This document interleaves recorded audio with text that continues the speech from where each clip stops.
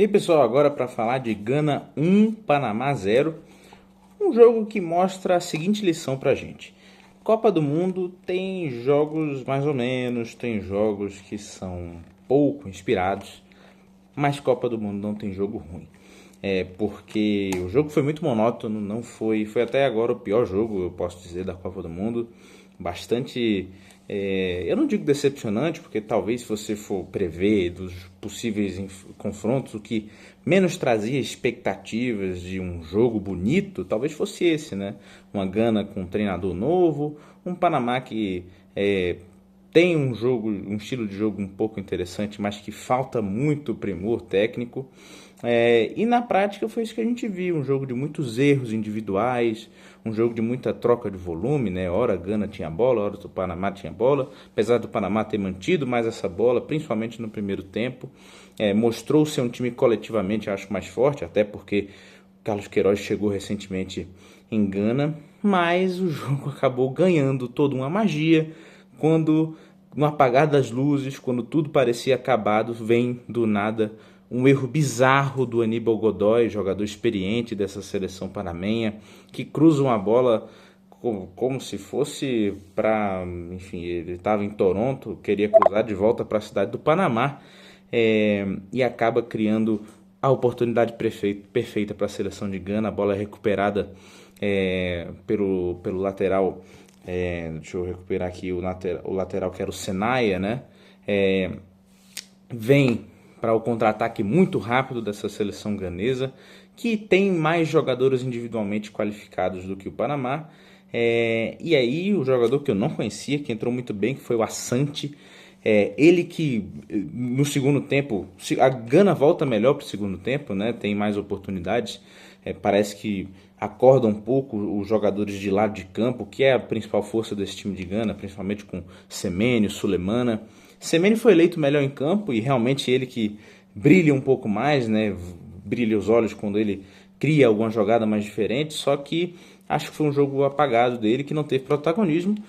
Protagonismo que veio à tona quando o Asante entrou, puxa esse contra-ataque super rápido, a bola vai longe, parece que o defensor do Panamá iria chegar nela, mas o Asante chega primeiro, cruza a bola, e aí o Irenque consegue marcar o gol da vitória aos 95 minutos de jogo, né?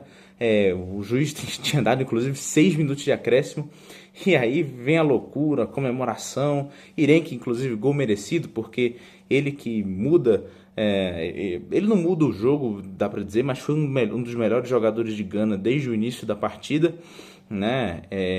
Ele é um cara novo, como esse time de Gana no geral é bem novo, e foi um reloginho do time, um cara que carregava a bola, que recuperava a bola, e foi muito bem na partida. Acabou sendo premiado com gol. Depois disso, a loucura. Confusão, briga, bola na área com o goleiro Mosqueira tentando marcar o gol. O goleiro, inclusive, numa falta, não foi nem escanteio, foi uma falta na entrada da área. O Mosqueira cabeceia a bola, ela ainda vai para outro jogador do Panamá que cabeceia em cima das mãos do goleiro reserva de Gana. Ainda tem essa história. O Atizig, um pouco inseguro no primeiro tempo, foi substituído pelo Assari, e o Assari segura essa bola no final, ainda sofre uma falta do Harvey. O jogo não termina aí, o jogo continua um bom tempo, tanto que 6 minutos de acréscimo viraram 11 no fim das contas. Então, assim, o jogo em si não valeu muito a pena, foi um jogo bem fraquinho, mas esses últimos 10 minutos valeram por todos os 90 outros, porque foi muito animado, foi muito divertido. Acaba que é uma vitória extremamente importante para Gana, inclusive apenas a segunda vitória do continente africano. São 10 seleções africanas jogando, 2 vitórias, 4 derrotas e os outros 4 empates, né? Empates muito relevantes, como o empate de Cabo Verde contra a Espanha, como o empate do Egito contra a Bélgica, do Marrocos contra o Brasil, mas um desempenho até aqui pouco inspirado, não diria pouco inspirado, mas com pouco resultado das seleções africanas, né?